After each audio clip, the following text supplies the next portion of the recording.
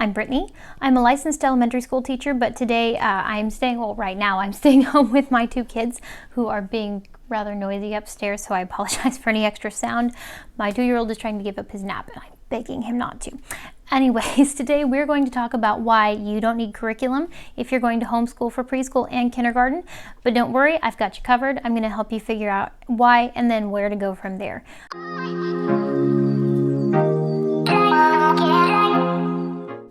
Okay, so I have been on the homeschooling mom groups lately, and there are so many people out there who are saying, I'm homeschooling my preschooler this year, I'm homeschooling my kindergartner. What curriculum do I need? And my answer is that you don't need a curriculum. Now, that's of course with the understanding that if you want one, sure, buy one. I'm not saying the curriculums out there are bad, I'm really not. But I know right now money is hard, and I've seen quite a few of these posts from moms saying, we can't have one that's too expensive. And the thing is, you really don't need a curriculum, because in kindergarten and in preschool, kiddos are learning the basics. They just need the foundations, the very foundations for numbers, letters, sounds, and the fun stuff in science, the stuff you don't need a curriculum for, the stuff you can totally go out in your backyard and find and then supplement with books from the library. But really, I grew up when we were little, we didn't have, we really were on a very tight budget. Like, my mom took the calculator to the grocery store, and if we went over by pennies, it went back. So I grew up, I remember when my parents didn't have a ton of money. I mean, we were never rich, but we didn't have, when I was little, we really didn't have money to throw around. The thing is, though, I'm not just going to leave you here. I'm not going to say don't do it. I'm going to be walking you through how to plan for preschool and how to plan for kindergarten on a budget. And I actually have here, I have a nicer one typed up on my computer that I will post so you can see. Basically everything you need for a successful year of kindergarten at home for under $100. You don't even technically need all of these. You could get by with a little bit less, but I added it up. I went to my local Walmart. I looked up the prices. But anyways, I put them together, and you literally can create your own kindergarten curriculum or your own preschool kindergarten or preschool curriculum for under $100. And again, I will put that list up so you can see it on the blog post. Really, a lot of stuff you probably already have at home: crayons, glue, construction paper, the basics, the big basics. And I'm going to take you through step by step. We're going to do different videos for ELA, that's English Language Arts. We're going to do a video for math. We're going to do videos for science. I even already have a science one up, but this is going to be specifically for pre-K and kinder. And I'm going to help you figure out what skills your kiddos need to learn to master the skills that they need to move on to first grade and beyond. Now, of course, they will need different skills in kinder and in preschool, but a lot of them, it's the same stuff. It's just slightly higher. And here's the thing. A lot of kids aren't ready to learn all the stuff in kindergarten. They're not. I had a little girl that I worked with in a school. I never had a permanent teaching position at the school because my license was for Nevada and I was in Arkansas. But because I had a teaching license, I was allowed to pretty much sub wherever I needed. I was an aide. I worked with kiddos with special needs. I did all sorts of stuff. But there was this one little girl that I worked with who I met in kindergarten, and I worked with her on and off through first and second grade. And it was amazing because when she was in kindergarten, she really struggled. She was in speech therapy. She, was behind in a lot. And then in first grade, same thing. She was behind in a lot. She was always in the second half of the class. Second grade, they were considering seeing if she needed to go into special education because she was just trailing behind. She just couldn't quite get things. And then there were these 2 weeks. It was amazing because the second grade teacher that I was working with, I was assigned to a student with special needs in the room, but they would have me pull other kids out. Well, maybe he was with other specialists sometimes and work with them. And I worked with her and 2 other little boys who were also trailing. I say that in air quotes because we push kids way too fast in American education, but she had been always been behind, and then these 2 weeks happened and something clicked. It just went into place, and it wasn't that she needed special education. It wasn't that she wasn't smart enough. It was that she just wasn't ready. And something I've said before is that you wouldn't look at the roses on a rose bush and say that the ones that are blooming later than the ones who are blooming first are bad roses, or they're defective, or there's something wrong with them. You don't take a rosebud that's not ready to bloom and peel the pieces, peel the petals back, because that will ruin the rose. You let them bloom. And I mean, there are definitely times when you look and you say, okay, we might need to talk to our pediatrician about, seeing if we need some extra help with this. Do we need speech therapy? Do we need occupational therapy? Do we need a tutor? Always talk to your pediatrician if you have a concern. But as far as pre-K and kinder goes, a lot of times these kiddos really don't need, they don't need to be pushed harder. It's not even that they're behind. It's simply that they're not ready. A lot of kiddos are not ready to read fluently until they're 7. It just broke my heart, because I saw these kiddos who, they were fine. They were smart kids, but they were being pushed so fast into a world that they weren't ready for yet. It was like pulling the petals off of a rose that hadn't bloomed. And so what I'm going to do is I'm going to walk you through in a series of videos the different ways that you can teach your child at home without a curriculum and still hit those skill sets that they need, because kids do need to start learning in kindergarten. They just don't always need the level of pressure that we put on them. And I'm actually starting by, if you're on my email list, that's for BrittanyPearl.com. If you've gone and signed up for my newsletter, I'm going to be sending out the link to it's actually a kindergarten pre-assessment that I have designed. This was a monster to put together, but it was actually fun. So basically what a pre-assessment is, it's not a test in that they get graded on it. You're not comparing them to other people. It's a diagnostic. What you do is you use it to say, okay, what can we do? Where are we? What skills do we already have? And where do we go from here? Because you don't want to take a child who doesn't know their letter sounds and try to get them to, read a first grade book. You don't want to, try to force them into stuff they're not ready for. And at the same time, if your child is, into second grade work, you don't want to be taking them back to A says ah. So this is a diagnostic for the skills that children need to know by the end of kindergarten. What you do then is I recommend, and again, I'll have a video specifically on how to use this. I'm trying to get it to print. My printers decided to quit working.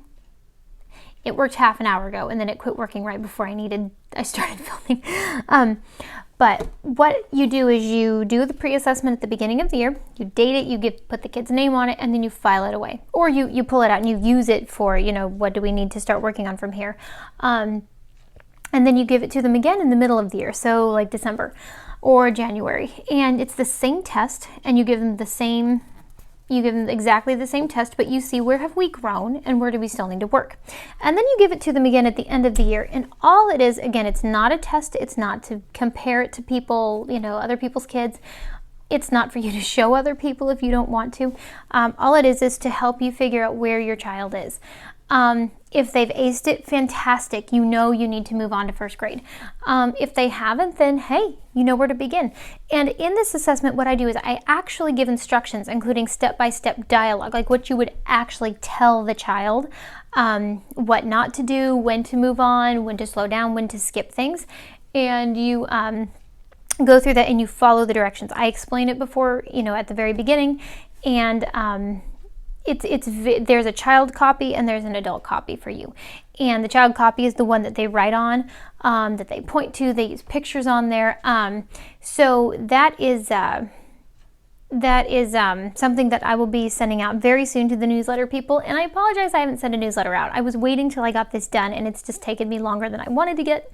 Like I said, I also write books.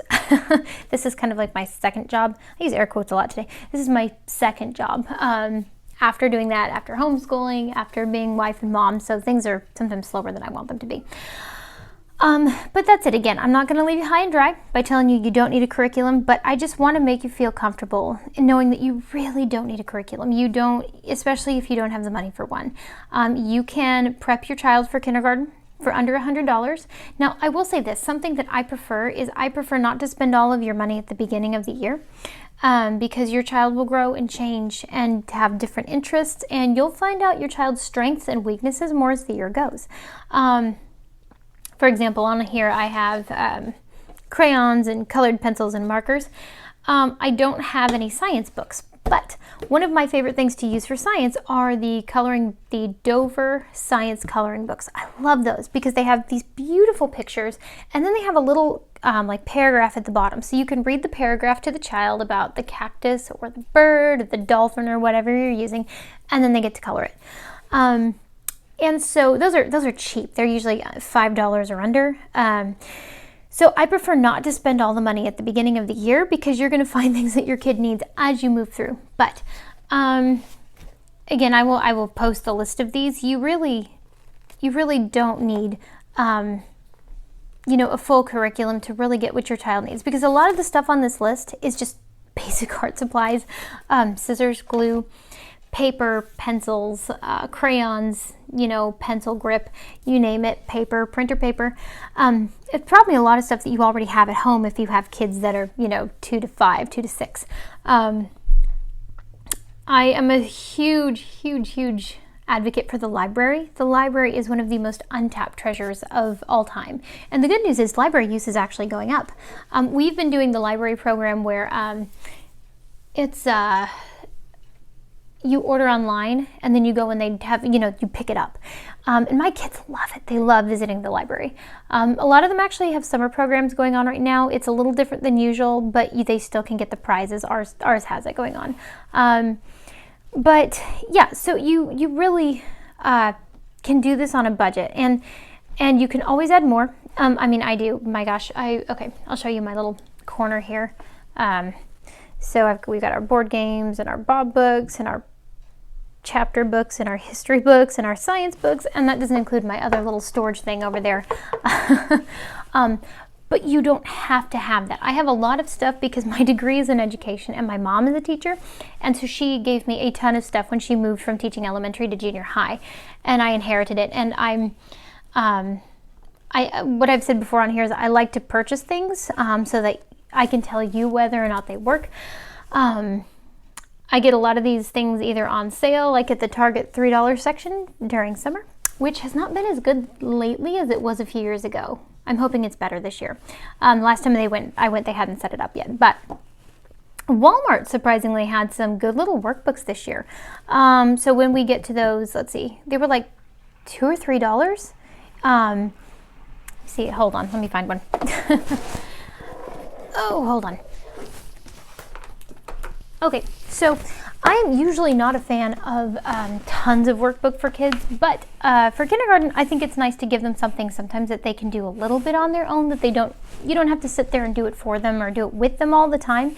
They can start doing a few things on their own. It's good to start independent work. They're not going to be doing mostly independent work at this age, but you're going to, if you're ready, maybe begin it. So I got this for, I think it was under $3, and I loved it so much that I went back and bought extras. I bought some for when my son gets older, because I don't know if they'll still be making these when he's old enough for them. So it's something that I really like, and if you choose to spend your money on workbooks, that you buy over the counter, I loved these because they're so simple. A lot of workbooks make everything complicated. You don't need complicated at this age. This is stuff she can do on her own. We've started number sentences. If your child hasn't, don't worry. You don't need to freak out about it. Just, this is an example. I love how they have things that the child can count. It is a number sentence they're filling in. What I do is I give this to my daughter and I explain to her what to do. We look at the example, because they give an example right at the top. We look at the example and then I let her do it, and then we'll go over it together at the end. This isn't our entire math curriculum. I still do a lot of stuff with her hands-on. But this is just something cool that I found that I had not planned on purchasing when I went to Walmart that day. So again, I'm a big fan of not spending all the money at once, because you never know what you're going to find, and you never know how your child's needs are going to change throughout the year. So start with what you think you need, but don't go crazy. So anyways, I will be putting that on the website. kind of just a basic list of the things you need in here. There are a few things that I think are absolutely necessary, if at all you can afford them. And if you can't, go to like a secondhand store and see if you can find these, because I think you can find a lot of these at secondhand stores. An alphabet puzzle and a shapes puzzle. I have an Amazon link that it's an affiliate link, but all affiliate links means is that if you purchase it using the link that I give you, I get a small stipend. It doesn't cost you anything extra. But again, you don't have to get these. If you have, ma'am, what are you doing? Not right now. It's not time yet, okay? I'll call you when it's time. Mommy's doing a video, all right? Please go back up. So thank you. So alphabet puzzle and shape and numbers puzzle. You can find, garage sales, things like that. Maybe you have your child has cousins that are older that you could, I don't know, ask or pay for their old ones if they're older. I do think those are really, really, really important, especially if you can find the ones that are blocky, that the child can actually, and I've talked about this before, feel the shape of the letter. So important. And I have videos on how to use this in more ways than for just the alphabet, and I can link to those. But it's so important. So I think those are two of the most important things, two or three, depending. Again, I have one, shapes and numbers. That's why I said two, but two or three of some of the most important things you can find. A whiteboard, I think, is very important, and white expo markers or whiteout markers or whatever you use on your whiteboard. And again, I have I'll have to see if I can find a video on how to make a cheap version of those. If you take a page protector and you put a blank piece of paper in there, or a worksheet, or whatever you want to use again, you can use an expo marker on a page protector and it wipes off perfectly just like a regular whiteboard. I like the whiteboard. I got one, I think, at Target for $3. Maybe it was $1. It was $1. I think it was $1. Just a small one. It's like this big, but we use it all the time to practice writing, to practice numbers, you name it. It's just such an exceptional tool, and it's so simple. So puzzles, let's see, whiteboard, dry erase base 10 blocks. So base 10 blocks are, they usually come in a set. Now this is only part of the set. And again, I'll have links to these on my website, but so these are called ones cubes, and it's literally just a cube of one, and there's 100 in here in a typical set. These are called 10 sticks because they are sticks with 10 of those tiny cubes inside of them. So if you line them up, 10 of the cubes will exactly equal this. And then it comes with, and again, I can't reach it because it's on the other side of the room, what's called a hundreds.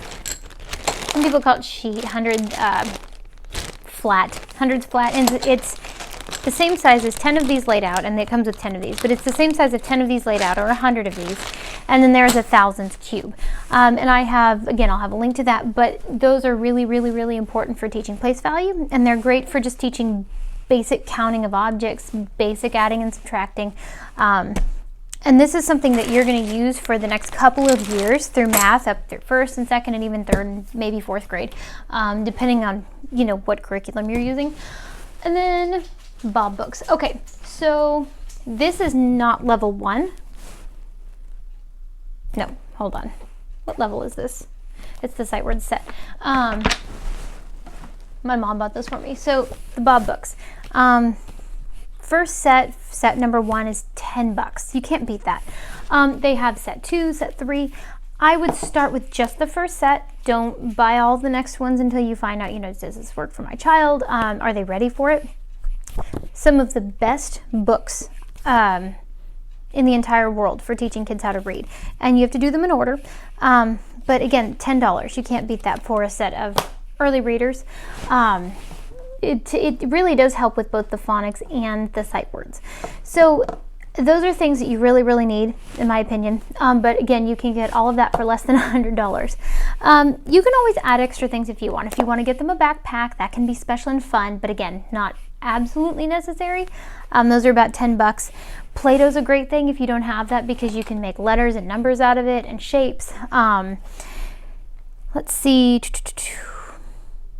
pointer stick is fun. You don't have to have it, but it can be helpful if you're using things on the wall like a chart. And kids just like to have a pointer. You know, pencil box folders are 15 cents if you want to get them different folders for the, you know, one for math, one for reading, whatever. So again, it's stuff, pencils. You can get all the basics, and you have to, you know, spend $300 on a curriculum. And I think it honestly can put a little less pressure on you if you just remember, stick to the foundations. If your child knows how to count, if they know, and again, I have all of this in that assessment. If they know how to count, if they know how to do basic, if they can recognize their letters and their sounds, and they're starting to sound things out, and maybe they have some sight words. You know, you want to have, if they can have a few sight words, great, by the end of kindergarten. But you really don't need them doing really complicated things yet, because I can't tell you how many kids in the public school system I've seen that never got those foundations. They never understood numbers. They never understood sounds and phonics. And they were pushed through so fast that, yeah, they may be doing division by second grade, but they don't understand what they're doing. They're copying, but they don't understand what's actually happening. They don't understand that you're actually dividing groups, or when you multiply, you're putting sets of groups together. You're counting the different groups. They don't understand that. All they know is they're trying to copy teacher on the whiteboard because that's what they were told to do. So all that to say, I will be putting that, I will be sending out that link soon. So if you're not on my newsletter at brittanypearl.com, go and join that so you can get that link to the printable. Hope that you ask me questions if you aren't sure about something, or you'd like some clarification. I do have a video if you're looking for a planner. I have a planner. It was drawn on by my 2-year-old right here, but I have a video on that. I'll link that as well. This I created because I'm very picky with planners, and this is something that you can record almost everything in. It's monthly, but it doesn't have month names, and it doesn't have week names. Everything is stuff you write in, because everyone homeschools differently for their families. We're in the military, so, you know, things get a little hairy when you move, and you might not do regular school for weeks, and so when you pick up, you don't want to have a lot of wasted space in your planner. I will be linking this. I think it's like 14 something. I tried to make it inexpensive, so again, people who wanted to use it didn't feel like they had to pay an arm and a leg. All that to say, I hope this is helpful. I apologize for the disorganization. Again, I'm hoping to get my printer working soon, and I hope this helps. Please ask questions, like and subscribe to get future videos and notifications. Make sure you sign up for my newsletter so you get the free assessment kit, and I have other printables on there too that you can use as well. And I hope you have a wonderful day. All right, bye-bye.